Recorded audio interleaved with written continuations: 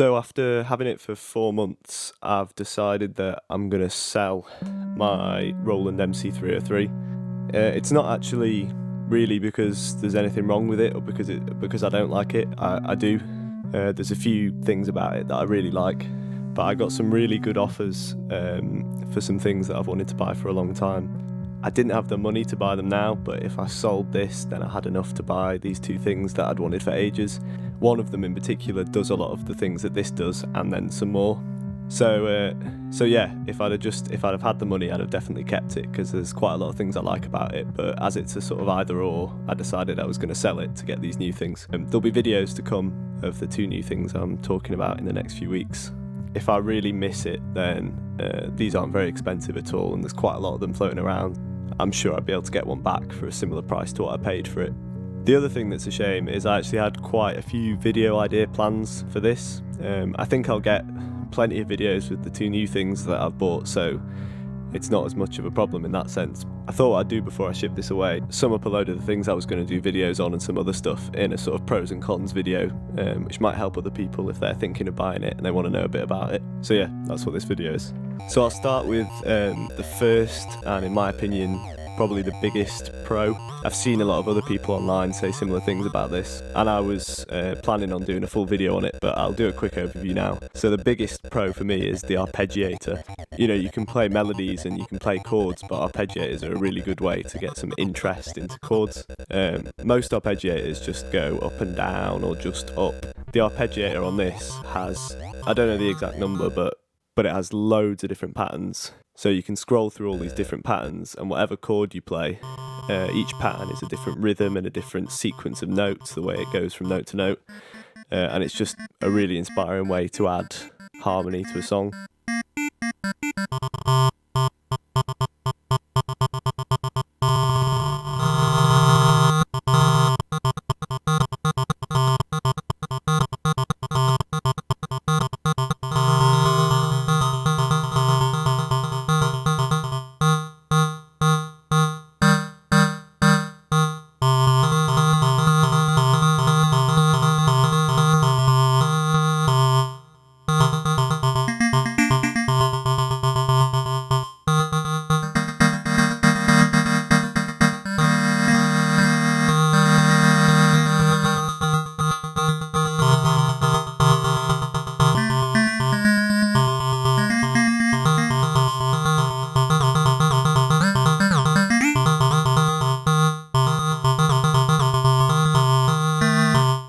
You've also, right on the front panel, got control of a sort of accent, which adds accents to certain notes, which makes it even more interesting. If you engage the function switch, you can choose the range of it, so you can have it just go over one octave, or you can even make it go down.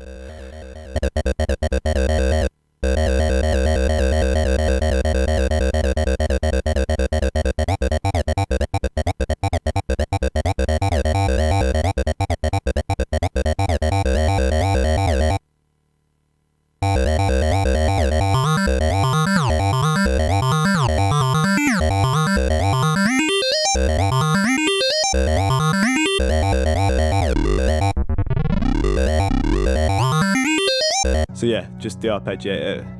I struggle to think of something else which has an arpeggiator this fully featured, which is weird for something this cheap, that they've put so much time into it. The annoying thing is a lot of the things are hidden. I'd almost just like a box which just has all the different styles, all the controls of the arpeggiator, all broken out onto controls. I think that'd be an awesome machine. Maybe it exists. I'll follow that up with one of the biggest cons of this, which is that it comes loaded with, I think, not 100% sure, but 250 factory patterns and 50 blank user patterns. So I kind of thought straight away, I'll get rid of all those factory patterns. You can't. So you're stuck with 250 factory patterns, and you've only got 50 memory banks to make your own patterns. Admittedly, each pattern can be quite long, but only 50 to be able to recall is quite small. And when you think there's memory on it for 300, it seems completely stupid that you can't delete them.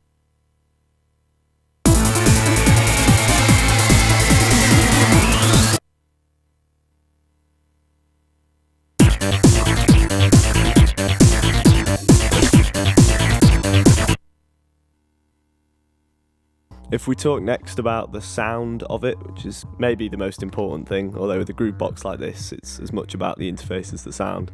I think the drum sounds on this are great. There's a massive range of drum sounds. All of the kits are named, so you can scroll through. There's a jungle, an 808, 909, loads of famous drum machines, and then some that are based on genres like ambient and jungle.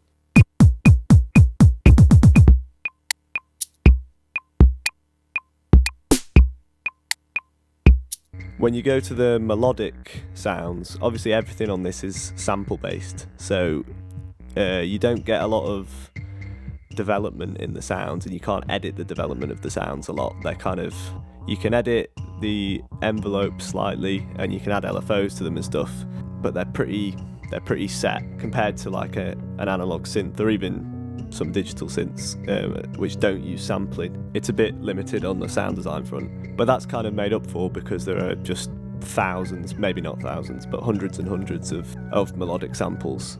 So if you scroll through, you can usually find something that really works. And some of them sound really good. Often it's the simpler samples that sound better because it doesn't matter if they don't vary too much.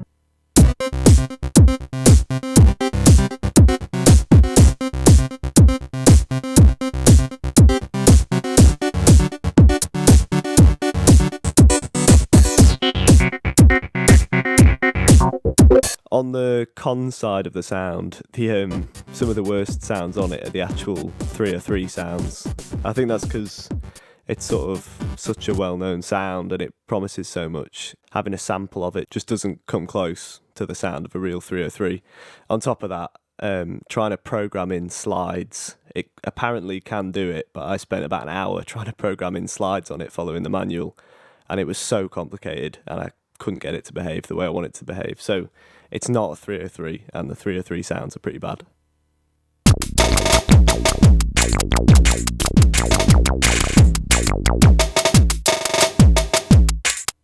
The other thing that's not great is the filter. I mean, it's an alright low-pass filter for just doing sweeps, but it'd be much nicer if it was a multi-mode filter. I'm pretty sure you can't change the filter. I think it's probably digital, and it's quite an old digital filter reproduction. It's fine for the odd performative thing, but often when I've used it in songs, I've actually run it through my Eurorack filter or even some of my filter plugins instead.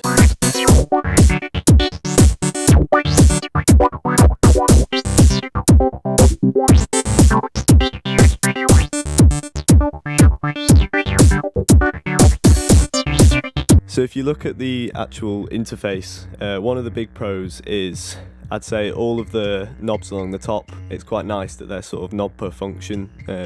There's loads more functions you can access with shift and function, so not everything has its own knob, but all of the main controls are there for you to quickly change. I also actually really like the sequencer buttons at the bottom.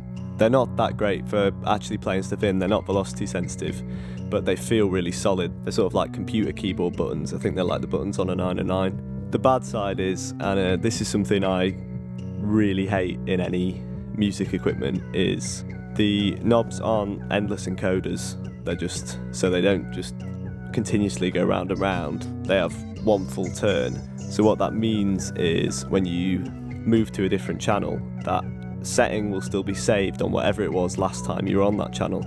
So say you've got the filter all the way up, but you've on a different channel, you've lowered it all the way down. If you then want to edit the filter back on the original channel, when you first move the knob, there's going to be a big jump as it goes from full to the bottom. I hate anything that tries to put more than one feature on a knob rather than an encoder. It just means you always get that jump when you're trying to move stuff, and you've got to try and remember where controls were. It means it packs a lot of features into a small box, but it also means it's very hard to do any kind of performance with. On the sequencer front, the sort of live recording feature is actually really useful. So you just set it to record, you get a metronome, and you sort of tap the drums or the notes in like you would a MPC. It's more like a looper really, but it does have quantization, and it's got different sort of grooves and swings that you can apply to the quantization as well. If you go into some deeper settings, you can set what the quantization's based on, sort of the resolution of it, whether it's 16th or 32.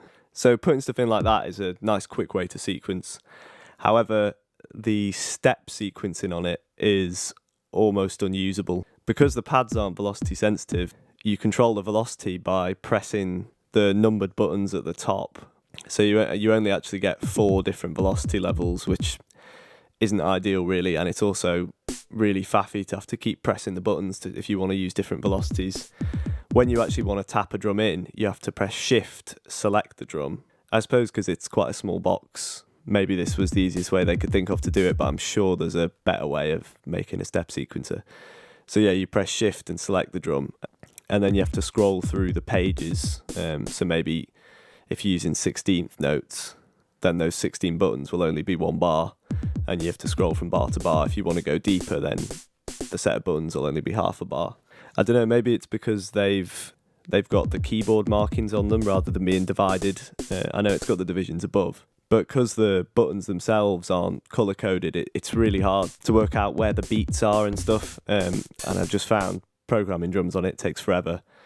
I looked at programming melodies on it, and that's even worse because you obviously have to set the length of the notes and the pitch of the notes, and it's a similar way where first you enter when the note starts, then where it ends, then the pitch of the note, then the velocity of the note. And maybe if you've got the patience to do that, but it's so clunky. It's much easier to use the arpeggiator or just play stuff in with the MIDI keyboard. Obviously, if you've got a MIDI sequencer, something like a beat step or something, that gets rid of that problem. You can just sequence it, or even sequence it from your computer if you have a MIDI interface. So yeah, I wouldn't recommend using the sequencer on this. And obviously, finally, the biggest pro is, other than things like Volkers, which, are kind of a different thing really, this is about the cheapest sort of groove box you can get, and it's definitely, I think, the cheapest groove box that has drums and such a range of polyphonic instruments in.